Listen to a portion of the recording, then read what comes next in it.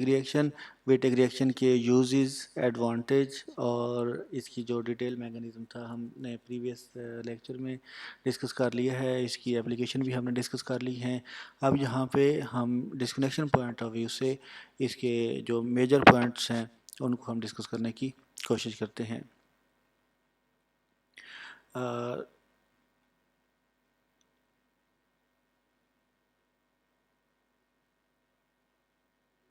For example हमारे पास इस तरह की अल्कीन्स हैं और अल्कीन्स को हम जब वेटिक रिएक्शन के थ्रू डिस्कनेक्ट करते हैं तो इसकी हमारे पास दो पार्ट आएंगे। सिंपल वे में ये जो कार्बन कार्बन डबल बॉन्ड है ये सेंटर से हम ब्रेक करते हैं एक साइड पे जहाँ पे C double bond O part आ जाएगा और जो दूसरा पार्ट है वो हमारे पास इलेड का आ जाएगा, फास्फोरेंस का आ जाएगा। अब हमारे पास ये हम पे डिपेंड करता है कि हम कौन सा पार्ट कार्बोनिल कंपाउंड का यूज़ कर सकते हैं और कौन सा पार्ट फास्फोरेंस का इस्तेमाल कर सकते हैं। हमें इस बात का पता होना चाहिए कि जब हम रिएक्टिविटी की बात करते हैं तो नॉर्मल जो है Wittig reaction carbonyl compound aldehyde के साथ बहुत अच्छे तरीके से होता है, गुड यील्ड में होता है। उसकी रीज़न ऑब्वियस है कि एल्डिहाइड जो है वो मोर रिएक्टिव होता है दैन कीटोन्स। उसकी रीज़न्स हम ऑलरेडी डिस्कस कर चुके हैं।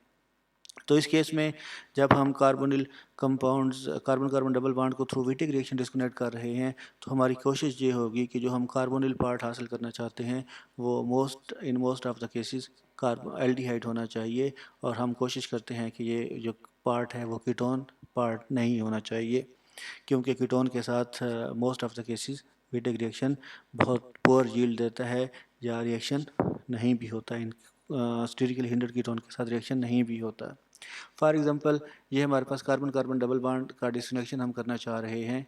तो जब हम इस पार्ट की बात करते हैं तो यहाँ से अगर हम कार्बोनिल पार्ट की बात करते हैं तो ये एल्डिहाइड आ जाएगा और अगर हम इस पार्ट को कार्बोनिल ग्रुप में कन्वर्ट करना चाहें तो ये वाला जो पार्ट है हमारे पास कीटोनिक पार्ट बनेगा। तो लेकिन हमने जैसा कि हमने अभी डिस्कस किया कि हम कीटोनिक पार्ट से हम अवॉइड करते हैं। रीज़न उसकी ये है कि विटिक रिएक्शन इसके साथ कीटोन के साथ नॉर्मल वे में अच्छा यील्ड नहीं देता। तो इस केस में हमने ये वाला पार्ट जो है वो एल्डिहाइड में कन्वर्ट कर दिया और जो रिमेनिंग पार्ट है हमने उसको फास्फोरेन इलेड में कन्वर्ट कर दिया। और इसकी जो सिंथेसिस है वो सिंपल और स्ट्रेट फॉरवर्ड है कि इनके दरमियान रिएक्शन होगा और कार्बन कार्बन डबल बॉन्ड बन जाएगा। हाँ, दूसरे वे में हमने लास्ट टाइम डिस्कस किया था कि स्टीरियो केमिस्ट्री के हवाले से हमने ये डिस्कस किया था कि अगर हमारे पास इलेट्स जो हैं वो स्टेबलाइज्ड हों, लाइक वो किसी भी एरोमेटिक एराइल कंपाउंड के साथ या किसी भी अल्कीन के साथ अगर वो स्टेबलाइज्ड हों तो उस केस में हमारे पास जो प्रोडक्ट बनेगा वो ई आइसोमर जो है वो प्रीडोमिनेंटली या एक्सक्लूसिवली प्रोडक्ट बनता है। फॉर एग्ज़ाम्पल अब हमारे पास ये इस तरह का एक पार्ट है कि हम यहाँ पे अगर हम इसको यहाँ से डिस्कनेक्ट करते हैं तो हमारे पास ये वाला जो पार्ट है हम उसका एल्डिहाइडिक पार्ट ले रहे हैं और ये जो दूसरा इलेड वाला पार्ट है वो हमारे पास एरोमेटिक कंपाउंड के साथ negatively charge carbon atom of ylide के साथ फिनाइल रिंग मौजूद है।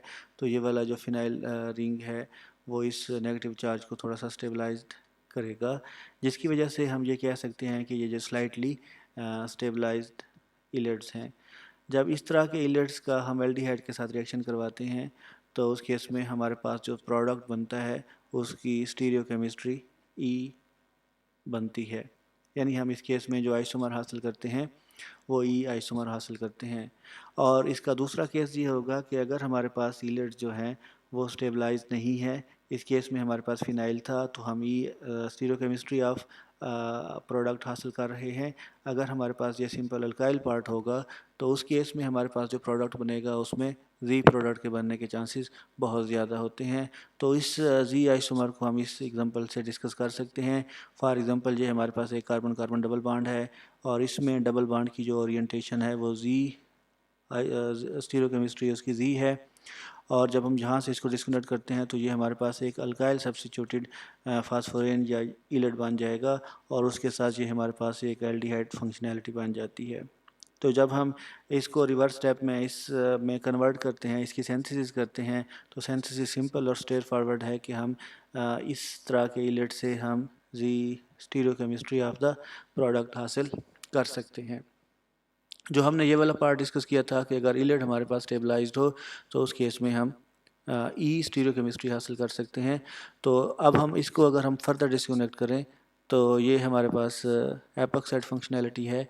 Epoxide can be synthesised through epoxidation of alkenes, और ये हम इसको कार्बन ऑक्सीजन डिस्कनेक्शन करते हैं तो epoxide carbon carbon double bond से हासिल होता है। अब हम जब इस मॉलिक्यूल को डिस्कनेक्ट करते हैं तो हमारे पास दो ऑप्शन बनते हैं, या तो ये वाला पार्ट हमारे पास कार्बोनिल कंपाउंड का हो और ये वाला पार्ट हमारे पास इलेट का हो, या ये हम एल्डिहाइडिक पार्ट ले लेते हैं और ये वाला पार्ट हम इलेट का ले लेते हैं। तो हम दूसरा वे यूज़ करते हैं कि ये वाला जो हमारे पास पार्ट है वो इलेट का हो और जो रिमेनिंग पार्ट है वो हमारे पास एल्डिहाइड का हो। तो हम ये वाला कार्बोनिल कंपाउंड का पार्ट ले लेते हैं और ये वाला हमारे पास पार्ट जो है वो इस तरह के फास्फोरेंस का होगा। अब इस केस में ये जो नेगेटिव चार्ज जहाँ पे बनेगा फास्फोरेंस का, जब हम इसको बेस के साथ ट्रीट करेंगे, जो कि हमने विटिक रिएक्शन में डिस्कस कर लिया है, तो इस केस में ये नेगेटिव चार्ज है वो इस एल्डिहाइडिक फंक्शनैलिटी के साथ इन रेजोनेंस होगा। तो इस तरह के हम इलेट्स को स्टेबलाइज्ड इलेट्स का नाम दे सकते हैं। और जब स्टेबलाइज्ड इलेट होंगे उनके कार्बोनिल कंपाउंड के साथ इनका विटिक रिएक्शन होगा, तो उस केस में हम स्टीरियोकेमिस्ट्री ऑफ द जो प्रोडक्ट हासिल करते हैं वो ई आइसोमर बनेगा। और ई आइसोमर फर्दर हम इसकी एपॉक्सीडेशन करते हैं तो एपॉक्सीडेशन के रिजल्ट में हम इस टारगेट मॉलिक्यूल को अचीव कर सकते हैं। इसका जो इस तरह के जो अब हम स्टेबलाइज्ड इलेट की बात करते हैं, स्टेबलाइज्ड इलेट में नेगेटिव चार्ज जो है वो carbon to oxygen double bond के साथ इन रेजोनेंस होगा और इस केस में Wittig reaction most of the cases fail हो जाता है। विटिक रिएक्शन इस तरह के सबस्ट्रेट के साथ यूज़फुल नहीं रहता, तो इस वजह से हमें we have to use modified form of Wittig reaction that is known as Horner Wadsworth Emmons reaction. ये बेसिकली इस केस में हम just starting material different use करते हैं, और अगर हमारे पास ये जो इलेट्स पार्ट हैं वो अगर स्टेबलाइज्ड हैं तो उनका हम रिएक्शन करवाते हैं। इंस्टेड ऑफ ट्राईफिनाइल फास्फीन हम इसका ट्राईथाइल फास्फोनेट एस्टर इस्तेमाल करते हैं, और उसके रिज़ल्ट में हम इस तरह की कंपाउंड हासिल करते हैं जिन्हें हम फास्फोनेट एस्टर का नाम देते हैं। और फास्फोनेट एस्टर्स इसमें भी ये जो है इसका जो हाइड्रोजन है वो इस कार्बोनिल कंपाउंड के साथ रेजोनेंस हो सकता है। फॉर एग्जांपल जैसे ही ये बेस इस हाइड्रोजन को रिप्लेस करेगी तो ये जो नेगेटिव चार्ज है वो इस कार्बन के साथ इन रेजोनेंस होगा।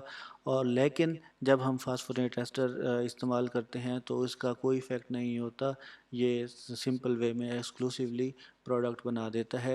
ये carbon to oxygen double bond में just like Wittig reaction react करेगा तो ये साइक्लिक फोर मेंबर रिंग बनेगी। जब ये साइक्लिक फोर मेंबर रिंग बनेगी तो हमारे पास ये carbon to carbon double bond में कन्वर्ट हो जाएगा। तो अगर हम हमारे पास ये जो प्रोडक्ट है प्रोडक्ट ऑफ यानी जो कार्बन कार्बन डबल बॉन्ड है उसका एक part further electron withdrawing group के साथ अटैच है, लाइक वो कार्बोनिल कंपाउंड एल्डिहाइड या कीटोन के साथ अटैच है या एस्टर के साथ अटैच है या सियानो कंपाउंड के साथ अटैच है, तो उस केस में हम कॉमन जो विटिक रिएक्शन है वो यूज़ नहीं करते, बल्कि उस केस में हम modified form of Wittig reaction use करते हैं जिसे हम हॉर्नर वेड्सवर्थ एमन रिएक्शन का नाम देते हैं। डिस्कनेक्शन के हवाले से फॉर एग्ज़ाम्पल ये हमारे पास अगेन ये वाला जो पार्ट है वो स्टेबलाइज्ड इलेट बन सकता है कि ये CH2 है फिनाइल के साथ सब्सिट्यूटेड है, तो हम यहाँ पे भी modified form of Wittig reaction जो है वो हॉर्नर वेड्सवर्थ एमन रिएक्शन है वो यूज़ कर सकते हैं। तो इस केस में हमारे पास जो स्टीरियोकेमिस्ट्री ऑफ द प्रोडक्ट होगी वो एक्सक्लूसिवली ई स्टीरियोकेमिस्ट्री बनती है।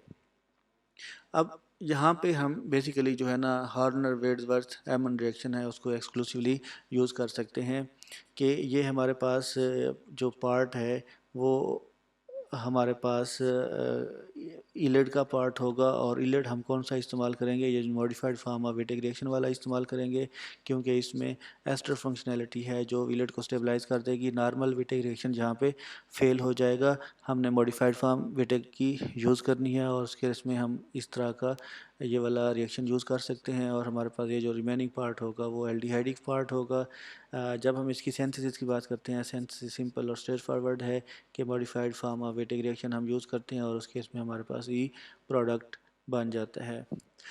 विटिक रिएक्शन की जो सबसे इम्पॉर्टेंट प्रॉपर्टी ये है कि विटिक रिएक्शन यूज़फुल होता है फॉर फिनाइल सब्स्टिट्यूटेड फास्फोरेंस, और या फिर जो है ना विनाइल या एलाइल सब्स्टिट्यूटेड फास्फोरेंस के साथ यूज़फुल होता है, और उस केस में हम selectively E stereochemistry of the product हासिल करते हैं। फॉर एग्जांपल जी हमारे पास इस तरह का एक मॉलिक्यूल है, टारगेट मॉलिक्यूल, इसमें दो डबल बॉन्ड हैं, दोनों को हम सेलेक्टिवली जब डिस्कनेक्ट करते हैं तो ये जो सेंट्रल पार्ट है हम इस तरह का डाई एल्डिहाइड यूज़ कर लेते हैं, और अब ये वाला जो पार्ट है हम इसको through normal Wittig reaction synthesise कर सकते हैं।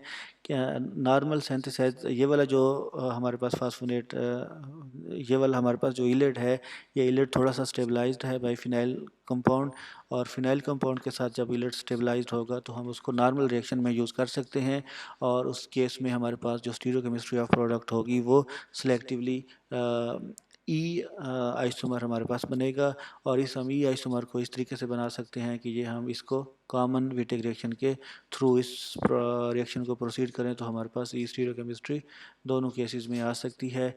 तो इस वजह से हम जब इस कंपाउंड को बेस के साथ ट्रीट करते हैं तो हमारे पास यहाँ पे इलेट बन जाएगा, और ये भी इलेट बन जाएगा। दोनों एल्डिहाइड के साथ रिएक्शन करते हैं तो हमारे पास इस तरह का दो डबल बॉन्ड, और इन दोनों की जो स्टीरियोकेमिस्ट्री है वो ई स्टीरियोकेमिस्ट्री होगी।